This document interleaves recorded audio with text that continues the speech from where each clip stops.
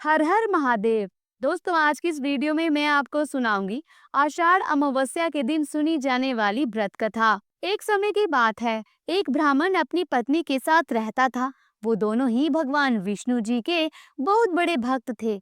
दोनों हर रोज अपना ज्यादातर समय भगवान के ध्यान और पूजा पाठ में बिताते थे।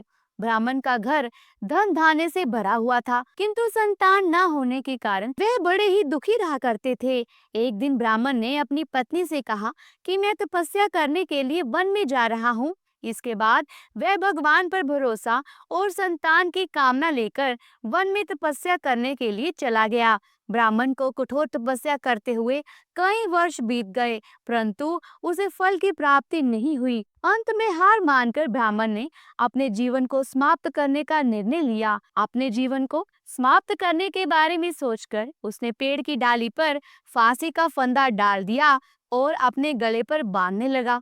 तभी वहां पर सुख अमावस्या प्रकट होकर बोली, हे ब्राह्मण, तुम्हारे भाग्य में 7 जन्म तक कोई संतान नहीं लिखी है, किंतु मैं तुम्हें 2 कन्या का वरदान देती हूँ। तुम अपनी एक कन्या का नाम अमावस्या रखना और दूसरी का नाम पूनम रख देना। तुम अपनी स्त्री से कहना कि वह 1 वर्ष तक सुख अमावस्या का व्रत रखे और अमावस्या के दिन 1 कटोरी चावल भरकर उस पर दक्षिणा रखकर दान कर दे। सुख अमावस्या की बातें सुनकर ब्राह्मण घर आया और ये पूरा वृतांत उसने अपनी पत्नी को सुनाया। सुख अमावस्या के आदेश अनुसार ब्राह्मणी ने व्रत रखना शुरू कर दिया। कुछ दिनों बाद ब्राह्मण के घर 2 कन्याओं ने जन्म लिया, जिसमें से एक का नाम अमावस्या और दूसरी का नाम पूनम रखा गया। जब ब्राह्मण की दोनों बेटियां बड़ी हुई तो ब्राह्मण ने उनका विवाह कर दिया। बड़ी बहन अमावस्या धार्मिक प्रवृत्ति की थी। वह काफी समय भगवान की पूजा और धर्म कर्म में व्यतीत करती थी। इसके विपरीत पूनम भगवान को बिल्कुल भी नहीं मानती थी। बड़ी बहन अमावस्या के घर में सुख समृद्धि का भंडार था, पर छोटी बहन के घर में दरिद्रता छाई थी। जब बड़ी बहन अमावस्या को अपनी छोटी बहन पूनम के बारे में पता चला तो वह बड़ी दुखी हुई।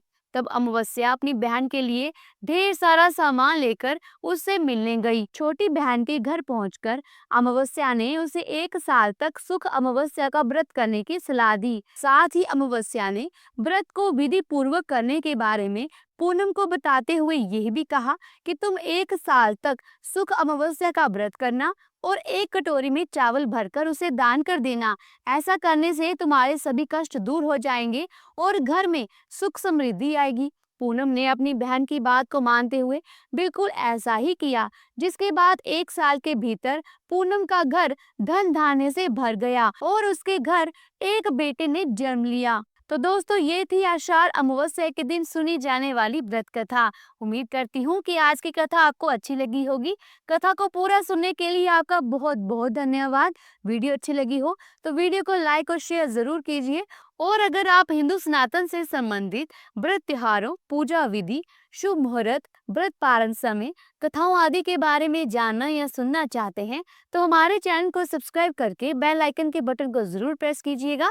जल्द मिलती हूँ एक नई धार्मिक भरी वीडियो के साथ। तब तक के लिए प्रेम से बोलो ओम नमो नारायण भगवते वासुदेवाय।